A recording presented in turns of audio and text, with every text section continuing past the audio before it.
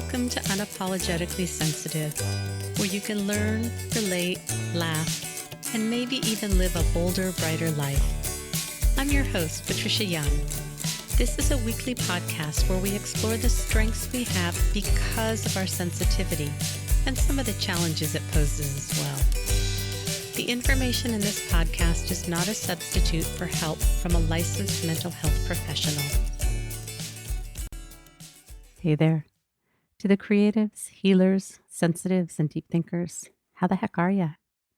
It is the beginning of fall when you hear this, so how's it going? By this time in fall, it's still going to be hot here in San Diego, but the idea of fall lattes and just sounds lovely. But I am enjoying the summer. So how the heck are ya? This episode with Jen, both of us had a couple things happen in the last few weeks where we got incredibly dysregulated. You know, when your nervous system just feels like it's on fire. It was for some different reasons. Most of this episode, Jen is talking about what happened to her, and I'm going to do a follow-up episode. At least my plan is to maybe piggyback this one if I can create the time to talk a little bit more about what happened and even more tools and some of the gremlins that may come up for us. But what I love is Jen talks about when our nervous systems are dysregulated, it's so easy to say, why is this happening to me? And she reframes it as, why is this happening for me? Jen talks about anxiety was dread of my own daring. That's a quote that she really likes. But we talk about that intersection between the attachment wounding that comes up and when we get dysregulated and how you tease out the two. We talk about what was physically going on in her body. How did she know that it was going on? Some of the fears that come up for Jen is it safe for me to be me? Will I be rejected if people see who I am? And I talk about some of my wounds that come up as well. I also talk about some gremlins at the end of this episode. But this is, we talk about this because people think that it's only them and that they're the only person who's unlovable or is too much or they need too much or people won't understand them or you can't count on anybody. These are such common themes around wounding that happen. And we want to talk about this and normalize it because you're not alone in this. Jen also gives a list of things that she did to help herself get regulated again. And I love some of the things that she talks about. So if you're wanting some actual tools of what do you do when your nervous system just gets hijacked and you don't know what to do and you get dysregulated, I share a couple of the things that also work for me. I think you're just going to love this episode. That's all I have to say. And now, on to the show. Hey, Jen, how are you? Hi, Patricia. I'm doing okay in this moment. Yeah. How about you? I'm doing well. I did water fitness this morning. It's funny, this is about the time I was talking to my doctor because I'm having some fatigue. As y'all know, I talk about my fatigue.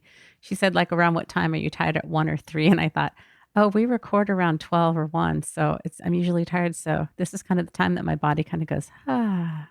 But it's kind of a good relaxed settling, I think. There's a question mark there. I don't know. Oh, I love that question. Yeah. Because we pick these words to describe, right, whatever our feeling states are. And tired, certainly one that comes in handy. But yeah, what if it's just compared to the relative busyness of your life, it's a restful or calming moment? Oh, it's just something to be curious about. Yeah. I'm always curious about how we label and these little like human language is so limited, right? So we pull this little syllables and word to describe something that's really much bigger than just the word, right? Right. And I don't know that we always have language. And I don't know for me that I'm always tuned in to what's going on. Whenever you and I pop on to record and you say, how are you? I'm always like, I don't know. I mean, how am I? Like it's just not something that I'm thinking about. Exactly. I don't think any of us are. Yeah. That's why I love calling it the how the heck are you check in, right? Yeah. It's like, I don't know if you don't ask. How the heck are you? Right. The how the heck are you check-in. Exactly. Well, we're going to talk about dysregulation today. And as we're talking about this, because I spent so many days feeling dysregulated, and if there's time, I'll share, but I want you to share what was going on with you. You and I both had, not at the same time, but the last week or two, we both had some pretty big dysregulation times. And Tuesday, I finally felt regulated again. And man, it was just so nice to feel like, I'm back at my baseline again. And even though I'm talking about being tired or rested or whatever it is, for me, there's such a relief when I'm back at my baseline because it's so rare these days that I get as dysregulated as I did for the length of time that I did. And I know y'all experience this feeling of just feeling like your nerves are all on fire. So, Jen, what do you want to share about your experience with the dysregulation? And we'll see how this goes. Yeah. So the dysregulation that I experienced is kind of specific. I have several categories Mm-hmm. of dysregulation that get triggered by different things. But this one's interesting because it's very predictable. And at this point, I was even looking for it. And Mm-hmm. I'd had my therapy appointment. And I was like, kind of like, where is it? Where's the anxiety? Like, where? I got to find it because it should be here. And it's something that's been with me a long time. It's funny. The first therapist that I ever really loved, when I was in my 20s and going to therapy myself for the first time, and I had one or two that I really did not like. Anyway, the one that I really fell in love with used to tell me that anxiety was dread of my own daring. Hmm. And this is a specific type of dysregulation, and it happens whenever I have a growth. It's like a growing pain, or, it's like some midwifery, right? Some laboring to kind of push myself. And usually professionally, but I'm not very well compartmentalized. So if I feel anxiety, it'll start to bleed kind of all over and into everything. And so this has been something that's been in the works. And it's funny, like as you push through, like I'll do fear hierarchies with clients, right? Where we start with something that just elicits a little bit of fear, do that, kind of acclimate to that. Then like, what's the next step that brings up more fear? Do some exposure, acclimate to that. And it's like you climb this ladder. So, the type of dysregulation I'm talking about kind of comes from every step that I've taken in putting myself out there. So certainly opening up my own practice, and anytime like it used to be terrible. Like if I went live for like a meetup group back in the day, it would cause a big reaction in my nervous system. And at first it really feels like, oh no, I shouldn't do this. Stay safe, right? And to me, that's like stay small. Mm-hmm. And my body does it. A lot of sweating, often a lot of crying, a lot of shaking, a lot of like, I can't stop crying. Think of like the first time I put a video out of myself, even like the first time I've done podcasts, like now that I do them, it feels better. This very much feels like stage fright, Mm-hmm. right? It's just in an HSP nervous system, shifting the game to how do I take care of that? And actually, this might be a good example of how like the HSP nervous system is one thing, and then how the wounding is something else. Because sometimes what happens is my dysregulation will kind of trigger my wounding, which is very different, Mm-hmm. right? So like when it happened with the video, I don't remember. There was some wounding there. It was like the not good enough wounding, and it just compounds it. But I do think that there's this element of what your body has to go through when you're doing something that you've never done before. It's like your growth edge. And the other side of that is like, here be dragons, like they used to put in the old maps. Like you've never been over there before. And so it's scary. It was so scary. So I had that. The exciting news is that I'm going to be hiring a couple of clinicians into my practice, and with a collaborative effort with the Resiliency Center and Heartfulness Consulting. So there was a lot of like big girl adulty kind of stuff to do. And the part that triggered it was a lot of like just the legalese of some of these contracts and and all the pressure and stuff like that. And so it happened to be that I was supposed to go out on Sunday with my partner, Christine, and it started to show up there. And I kind of, so everything will bleed together, so it's what we started our conversation off. It's like, it's interesting what words we choose. Like, it's interesting the story we tell to explain how we're feeling, which is why I love to dive into just the physical sensations, what I'm feeling, and kind of forget the story, because often the story gets very exaggerated or is gremlins and not the truth, or and when it's all happening in the moment, it's happening so fast and it feels so real. So people who know me, and I know you know these tropes well, because you've been such a good support for me, and Christine knows them too, because I've shared them with her. So some of my early childhood wounding or attachment wounding makes it very hard for me to feel really wanted and welcomed and loved even, right? That like core belief that I'm just unlovable, which as I'm sitting here talking to you today, I'm like, oh, there's that, and I have a really good understanding of it. And I've got, it's not making me cry right now. It's something that I take care of. It's something that I understand about myself, my history, and my psychology, my emotional world. But Sunday, I'm going to call myself a mess because it's okay to be messy as a human. And there was messy if, you consider leaking from your face and your nose and the ugly crying messy. It's messy business. And it started to kind of work its way out there. And so I had an interesting day of letting Christine know where I was at and being able to speak about it in the level of it's not her, like this is my stuff and she's not done anything wrong. And just to be super, super clear about that. And then just like still doing my stuff, still taking one foot in front of the other.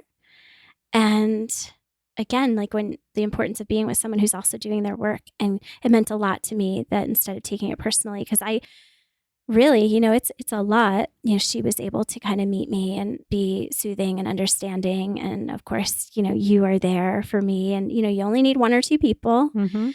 And then a commitment to yourself to stay kind and curious. But it's like a ride. I was on that roller coaster. And by the end of the evening, I was in a much better place, but still tender. And that lasted several days and, focusing on self-care. And here it is Thursday and I'm recovered. I'm back to that baseline. And it can be really challenging when we're in that place of dysregulation. What things did you notice in your body? Did you have any physical sensations? Yes, there are certainly a lot of tears. I will sweat a lot too. It's definitely like a big fear response. So definitely that fight or flight. My stomach will do flip-flops. I get this like real, very physical, it's very, very arresting, right? It's not quite, I guess you could interpret it as nausea, but it's also just like a gripping kind of in my gut. And it is exhausting. It's definitely let me make sure I sleep and I will sleep for that night. It's like, and important to notice the story, not feed the story. There's not a lot that we can do about our automatic thoughts and our automatic stories. This is so fascinating to me because I feel like our free will is right there in like the second, third, fourth thought we have right after. And are those going to turn towards care, compassion, understanding, or are we just going to continue with that automaticity, right? That automatic stuff, and it like plays pile on. So at this point in the game, I've been at this for a long time and kind of understanding myself and seeing myself through this lens for a long time. And I'm still on the roller coaster, but it's like I know I'm on the roller coaster. So I hope that answered your question. The physical stuff for me, this particular one was this like flip flop in my belly. Sometimes it shows up in my jaw a lot, but that was not then. And it to me, it sort of corresponds to like age of attachment wound, and I think it just feels like just the very young part, young fears, is it safe to be me? Am I going to be wanted and welcomed? Am I going to be rejected? Am I going to be acceptable? When I first started, I used to have there's a great Philly billboard that's like, be seen and be loved. I remember seeing that. I'm like, oh, I got to print that out and put it on my wall. Right? Because that's what I'm working with. And then the gremlins will say, well, you're definitely not going to be seen and be wanted or be loved. And then the experiment, the curiosity becomes, well, I wonder, will I? Right. Can I seize this as a quest and as an adventure? And can I be brave enough to share my stuff and have the people I love disconfirm it? I'll show up with you and like, I'm too much. Like, no, you're not too much. And I need that. I'm a human being and we all need that. And part of that reparative work that comes in is if you have somebody who's safe, those gremlins, like you and I both have those gremlins of, am I being too much? And for me, am I being too needy? Is this too much for you? And you and I both have that. And being able to name that in our relationship is part of where the healing and the holding comes in. As I was going through my stuff, I was reaching out to you more than I normally do, and it was very intense. And I had that, like, if this is too much and you don't have bandwidth for it, it's okay. Let me know. I can find another place to do this. But just your acceptance of, and then that feeling of the background is like, wah, wah, wah, wah, wah, wah, because this is wounds, attachment wounds are so deep and it's hard. There's also amazing intimacy and closeness that happens when we have somebody that we can share that with. But from my perspective, you were so welcoming and warming of, I'm here. Do you want to do a phone call? I've got room for you. You can keep showing up the way that you are. Made me cry because it's hard enough to be going through these attachment wounds and then all the junk that comes up because of the wounding. But then to have somebody be able to hold space for me to be where I'm at unconditionally, with not like, yeah, you're being too much. I've had enough. Find somebody else. That unconditional holding is, for me, a lot of the healing happens. I mean, I need to do my own healing, but I need a safe space where I can continually show up with those wounds. And for me, I needed that regulation from you.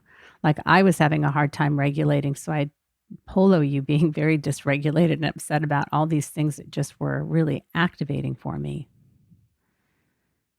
Oh, I'm so glad that I was able to hold space like that for you. And as you remind me when I'm there, you're easy to hold space for. Yeah. Yeah. But we don't know that unless we establish relationships with trust where we show up and we start doing this really deep healing work. Generally, I would think that this would happen in either a relationship with a therapist or a coach, perhaps with a partner, but somebody's got to have a pretty good skill set to do that. I think you and I are blessed that we really do our work. And, we've got the training of being therapists, so we've got that skillfulness. I think it might be hard if you don't Yeah. have some of those skills, just because it just gets so murky for me when I'm in it. Oh, yeah. It's still so hard because I feel like my therapist parts are asleep Mm-hmm. when I'm in it. Mm-hmm.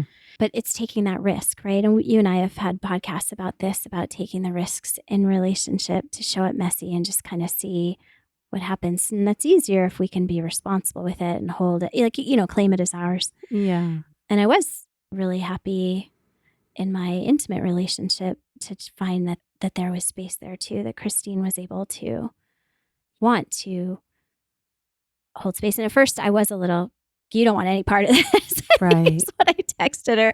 I'm like, I'm going to keep my crazy butt home in the moment is what it felt like. And to be met with, I want to know you. I want to know what's going on. It's very natural to maybe be defensive, right? But again, Mm-hmm. like it's not that she did anything wrong to prevent this. This was going to happen Right. regardless. And then just that she, could definitely say, well, this is your problem. Like, and it is, but being willing. And I even said, okay, I'm going to share this with you so that you can know me Mm-hmm. deeper, and we're kind of right at that stage in our relationship where it's now been more than a year and it's into that kind of really working, and it's going. I'm really happy. It's Right. worth, to me, worth the risk, and I've certainly done it in safe friendships and with a therapist. So it takes a lot of practice. Yeah. I mean, it does. And then, of course, there's that primary relationship is your relationship with yourself, Mm-hmm. so having to be kind in here and accepting that we're human, we're messy. And when we get activated, we are in our kind of, sometimes it's called a lizard brain, right? Like Mm-hmm. my therapist self, phew, she was on a break. I don't know where she was. I was reflecting. I don't think that that's true for either one of us, though. I'd say for the most part, our therapist part was still online because you were aware of that parts that were getting activated and what the truth was and what the stories was, but it's just so deep in it that it's hard to see what it is. And for me, I got very activated, and I think somebody else pointed this out. I have a young part that's very, very frightened, and I think that's the part that got reactive. And then I have another part that overfunctions because she's afraid that nobody's going to be in control, and so she just gets in there and takes charge. And so those two parts don't always help me. I mean, it was functional and adaptive, and it helped me to survive. I'm not so sure that it is always helpful now. But as we both went through our process, I think we both had a pretty high awareness. And I remember admiring how you were able to not get defensive and to stay in curiosity about things that your wounded parts felt really hurt about. And then in turn, when I needed to have some hard conversations, I usually get reactive and defensive. And I watch myself being really curious and kind and loving. And I'm like, yay, I did it. So I think that the stories that we have as our therapist parts are sleeping, but I don't think that there's truth in that, at least not with what I saw with both of us. Yeah, that's interesting. I mean, you got me thinking. I know from like a sensory, physical sensations I was having, and maybe it's just because it's like, having a 4-year-old in the room that's really screaming, that really takes up all this space, and it's a little harder to perceive the calm that's underneath it. But, it's funny now that you're saying that. With this particular Sunday, I could see that. And I will also, I'm not proud of it, but I think that there are moments that I have where I am reactive. I am maybe lashing out, or I am fully so far in the story and believing my gremlins, that the defensiveness. I mean, I remember for years, like doing this little full moon ceremony of wanting to release this need, this very human need to be defensive, right? And the balance of that is self-compassion, right? If we have enough self-compassion, we can look at the ways in which we are, I usually say a curse word. I won't say it. I'll just, let's see, be the way in which we're jerks, right? Like, or that we can get, whether it's petty and be like, yeah, that's me too, right? I'm human, so therefore nothing human is foreign to me is one of my favorite quotes. But being able to kind of loosen the grip of self-defensiveness as we go through all our human stuff, all of our human messy. Right. And it's okay to lose our stuff. I mean, I think I'm going to do another episode about this, but I've alluded to some of the things that go on with my neighbor, and I totally lost my shirt with my neighbor the other night. And I polled you right afterwards because my heart was pounding. And I've just taken so much stuff from this neighbor who slams this door and curses at us and yells and drives down the street and yells out the window at us. And it just hasn't been worth it to me to engage in something happened, and he said something very unkind about me that I heard, and so I was outside and I said, "Did you say I was ducking nosy?" He said, "Yeah, I did," and he was very proud of it. Oof. And It got me. I had been thinking for a few hours about what I wanted to call him back, and I don't think I'm going to share. It's nothing. I didn't swear, and we started to get into it, and I think in a way it was good. That young part of me that does not want to make a ruckus and doesn't like, there's a part of me that's crazy, ragey, but I don't show that to people directly. I will show it to a third party. And for me to just kind of lose it, I think it was kind of a good thing. So the only thing I felt really bad about, and this is a little bit irrelevant, is that Maisie was in the backyard and it really scared her. She was cowering when I was done because she's never seen me lose my shirt like that before. So I reassured her and she's fine. But I want to get back to what we're talking about. What are some of the things that you did to take care of yourself on that Sunday when you were feeling dysregulated and activated and those young wounded parts were up? Well, I laid down a lot. I love that yoga pose where you put your feet up against the wall. Oh, legs up the wall. Legs up the wall, yeah. I reached out. So my tendency, and I think you remember this, like even just as recent as a few years ago, like I would get into a hole, like here it is Thursday and I'm feeling grounded and better and it makes sense and I make sense to myself and I think I make sense to the people that were important to me. But there were times where I would go dark for months, right? Like our polos would stop. Yep. Right. And I just, it's like the sort of the hiding out, which is like we think we're saving ourselves from something, right? Whatever it is we're afraid to risk. And, certainly there were times in my life where that was adaptive. So just reaching out has become an important part of that self-care and testing it out. And I do a lot of the self-compassion techniques. I put my hand on my heart. I breathe. I imagine that young one, that wounded one, and I try to hold her as best I can. Sometimes it's the form of a baby, and I'll just do like that visualization of like picking her up and smelling her head and doing the rocking, and that's like the or if it's 2 years old, maybe it's the creating some space for me to howl. Mm-hmm. Just oh gosh, it was literally the night before I was with an actual 4-year-old. I was helping out at my daughter's friend's slumber party. Mm-hmm. And, having her sit on her mom's lap and encouraging her to just give her some space to howl. First of all, she's Mm-hmm. going to howl anyway. Right. So now she's going to howl with you. Right. Mm-hmm. And then all the girls were howling at one point, and then we all silently howled. So nobody called the police. So, yeah, there's a lot of like, okay, I'm going to go through the motions. I am going to shake. I'm going to cry. And then I'm going to get to the other side of this emotion, and I'm going to feel better, because emotions are meant to move. When I go dark, they don't get to move.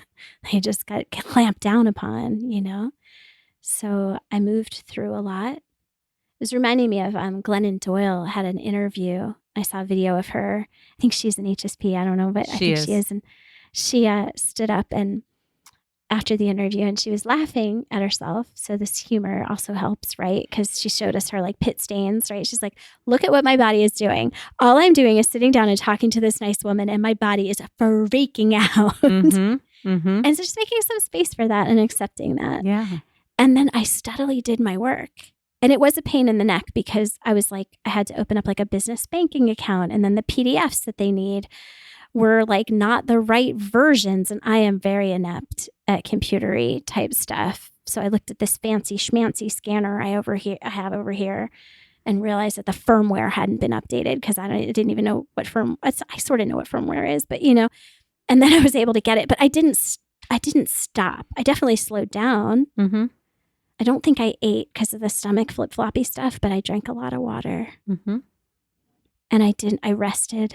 I did also do a little bit of a ritual. Like I just, here, I'm going to light a candle. I'm going to water my plants. I'm going to pet my dog. I'm going to set my intention. I'm going to set what I'm trying to create, what I'm trying to birth. And then just using that frame of growing pains, right? These are labor pains. It's purposeful. It's purposeful pain. I'm growing. And that's such a different frame than like, why is this happening to me? Right? It's like, why is this happening for me? Is so much more spacious and helpful and useful and honestly, ultimately truthful. How about you? How did you take care of yourself I noticed a bunch of your pillows were in such a lovely nest that you were in. Curled up under my favorite blanket. The other thing that you did was when you went to Christine's, you gave yourself permission to come back if it didn't feel nurturing.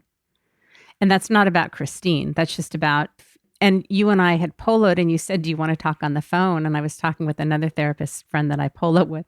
And the thought of getting more dysregulated was like, if you and I talk on the phone and you say or do something, because I had a number of things that happened. And one of them that was secondary was I was texting with a very close friend who has some very similar beliefs that I do around this thing that got me dysregulated. I'll probably do an episode about all of this, so I'm not going to overshare. But she said some things that I felt a little bit attacked by her. And it felt like she had an agenda. Whether she did or not doesn't matter, but it created more dysregulation for me because I reached out to her for soothing and comforting, because I thought she'd be like, oh yeah, of course you feel this way. And then to feel kind of badgered was more dysregulating. And I was able to know in the moment that I know she loves me. I know she cares. I know she wouldn't intentionally say or do anything to hurt me. We're just having a moment. We'll get through this. It's not the end of the relationship. But kind of going back to what we had talked about was you going over to Christine's that you said, like, and if I go and I'm not getting what I need or I feel dysregulated, I give myself permission to come home. And I often have, I love Marco Polo. And there's a little part of me that I think it's so perfect for HSPs because we can listen when we want and we can respond when we want, and it's not on demand. And I had some other gremlins come up earlier that week, and I had poloed you, and I was listening to your polo, and you said something that just touched my heart and was healing. And I stopped the polo and I just did some sobbing. Actually, this happened a few times this last week with your polos, but it was nice because I could pause, really take in what you were saying, do the healing work that I needed, and then finish listening to your polo. But you had offered a phone call, and really I thought, like, no, because if there's any way that you unintentionally misattune to me, I just felt like that would push me over the edge because my nervous system was so dysregulated. And that's part of what the self-care is figuring out how can we get things that are calming, soothing, familiar, nothing that our brain has to work, because when we do get into that reptilian brain, it's survival. And so we want to find ways to soothe the brain. And one of the ways that we can do that is if there are shows that we've watched that we know are predictable. Gilmore Girls is one of my, it's like my sleeping show that I can watch it when I'm sick and then I can fall asleep and I know I'm not going to miss things. But shows that we've already watched can be really soothing to the brain because the brain can kind of rest. So we want to keep things simple and not do things that may continue to dysregulate us. Yeah. I'm smiling because Christine's daughter actually had Gilmore Girls on. It was so great. Yeah. I know in the HSP course, we talk a lot about our boundaries. And, that was kind of like a form of boundary and responsibility, right? Like, I know I may need to take care of myself. And it was really about, I think, the degree to which I was comfortable showing up kind of barely regulated by that point.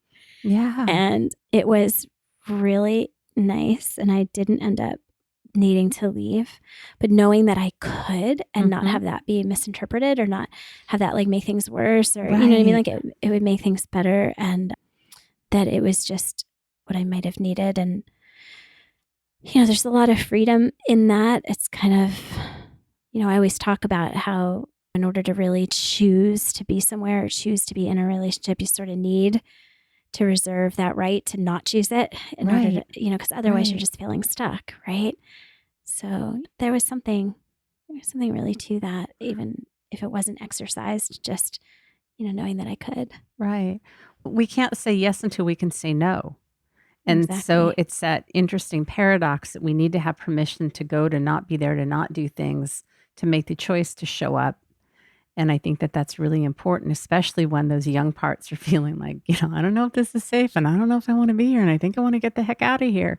To know that there is an exit plan, and that if that young part feels like I can't handle this, that there is an exit strategy so that we don't have, because I think what happened for many of us is when we were young, we got into situations where we were overstimulated, dysregulated. Maybe we said, I want to go home. This is too much. But the people around us didn't understand. We didn't know how to communicate. And so we just kind of learned to shut down. And so those young parts are like, I don't ever want to experience that again. But there may not be any words to it. There may not be memories to it. And so when we grow up and we've got these wounded parts that show up, like we really need to be there for them to know, like, I'm here. I've got you. I will take care of you. If you want to go home, if it's not safe, if you're not comfortable, we have a plan for you. Because I think we felt so flooded that it's like, I'm never going to do that again. Never going to do anything that even is remotely like that. And then we miss out on so many opportunities because we don't really know what happened. We just know that it's like a big no. Yeah. Yeah. Or if it was a maybe, then the no is not going to be honored. Because it's, kind of where I was at, was like, I don't know. Right. And so, you're not going to take that chance to find out that, hey, actually it was okay. Yeah. If you don't think you can get out of it. It's funny. I've got that right now, this funny juxtaposition with parenting. Right. So I'll feel all of those tugs of that early programming about being a nice girl. Right. And what did that mean back then? A lot of times it meant denying your no. Right. And acquiescing to please other people. And I'll feel that bubble up in me when my daughter wants to say no. And then having to stand by her no. And I've like literally switched gears like mid-sentence sometimes. And this that's the moment where I remind myself that like evolution is not something that happens long, long, long ago and in our science textbooks, that it is something that's happening right now. And we are living it, like we're living the edge of it. And I have got one foot in one paradigm and another foot in another paradigm, and it can get confusing as heck, but it's okay. Yeah. That's why we're deep thinkers, deep feelers. Yep. It's interesting. One of my things is one of my sons and his girlfriend were here a couple of weeks ago, and I may have mentioned this before. And we had passes to the zoo, and we went to the zoo, and I had this little bit of fear. I was doing skills practice the next morning for my kayaking, which takes a lot of energy.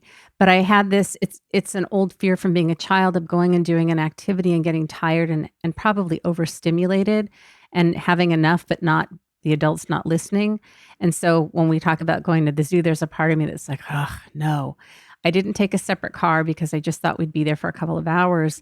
And I realized that I was ready to go. We were there for a few hours. It was dinner time. We had dinner and I thought, you know what? I really want to go. And so we live close enough that I said, hey, I'm going to go home. You guys stay as long as you want. Call me and I'll come back and get you. It was the ultimate form of self-care. And I have this fear, and my guess is many of you can relate to this, is it's a feeling of being trapped. Like, oh my gosh, I'm going to have to be here. And there was a time when they went to go look in the reptile house, which doesn't do anything for me personally. And I said, I'm just going to sit here and people watch. And so finding ways that we can do what's calming, soothing, interesting when we're with other people is another way that we take care of ourselves in different situations. And I think that's also how we do healing for that wounded part, that like, I don't want to go see the reptiles and I don't want to be walking around for 6 hours and whatever those young parts are that weren't listened to earlier on. But we want to, I want to be with my family. I want to go do stuff. And I thought it was great modeling to go like, I've had enough and I'm out and I'll come back and get you. Yeah, absolutely. That freedom, right? One of my cherished values is that freedom. Yeah. Yeah. Right. One of my favorite quotes, right, from Thich Nhat Hanh is like, you have to love so that the person you love feels free. Yeah. Yeah. Yeah. Jen, we need to wrap up. Is there anything else about this that you want to say before we end? I just want to say thank you.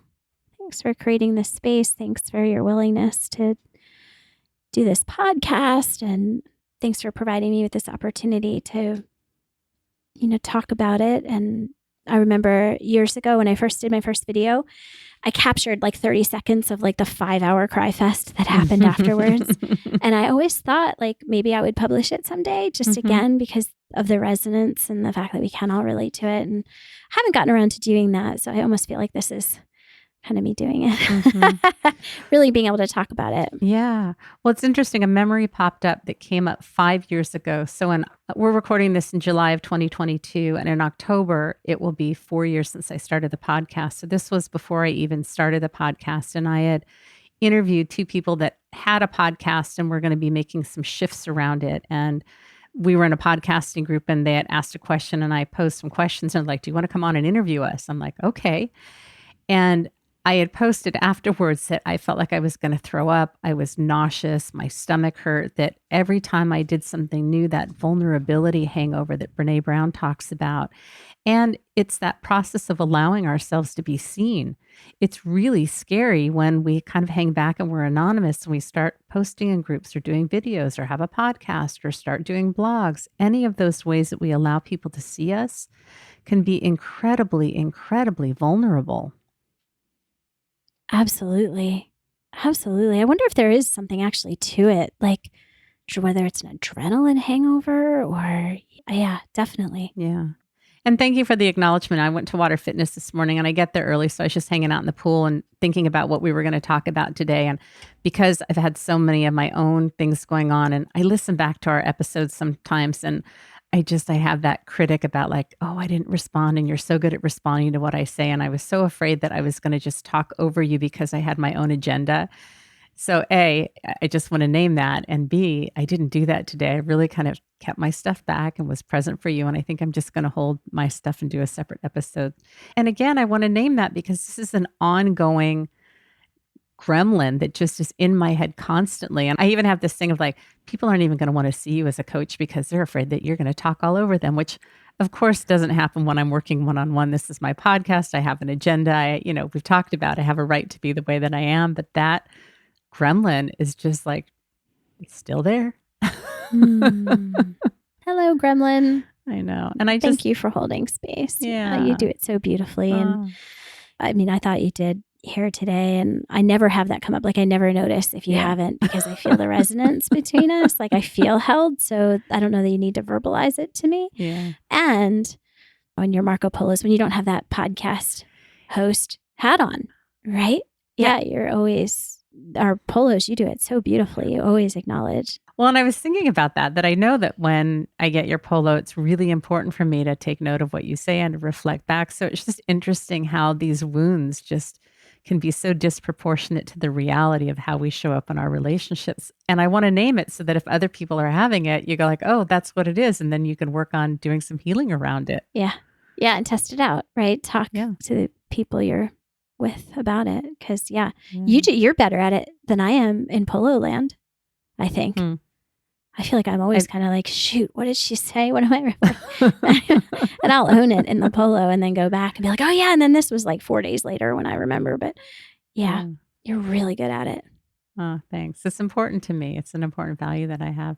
And I love that we can hop on and talk about stuff. I always feel like a kid when things are going on with me. I want to bring you on the podcast so we can talk about it, but it feels like that, tell me about the night I was born story. Like I want you to jump into my world to talk about what's important to me. So again, I just have that awareness too, but it's just been so fun doing the podcast with you. So thank you. Thank you. And thank you for being here and listening. We appreciate each and every one of you. And on that note, we're going to say goodbye. Goodbye. Hey again.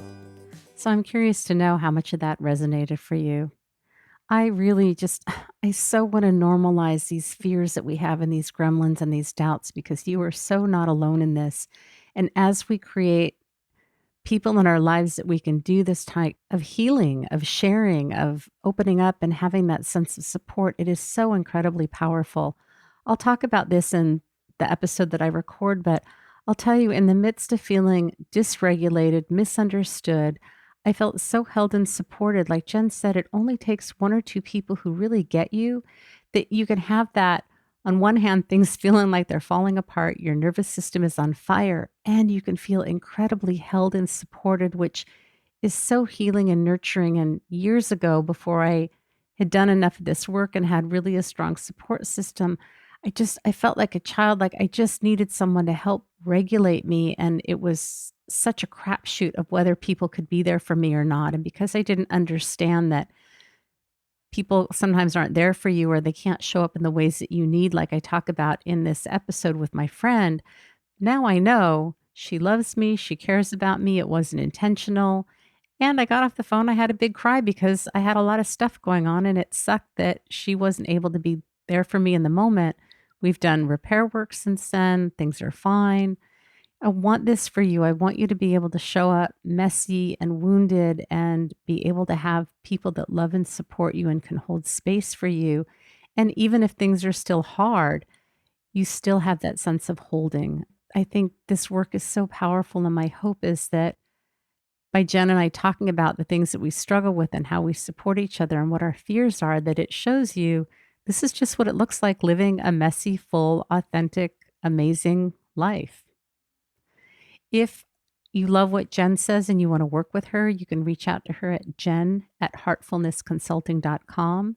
If you'd like to work with me, you can reach out to me at unapologeticallysensitive.com.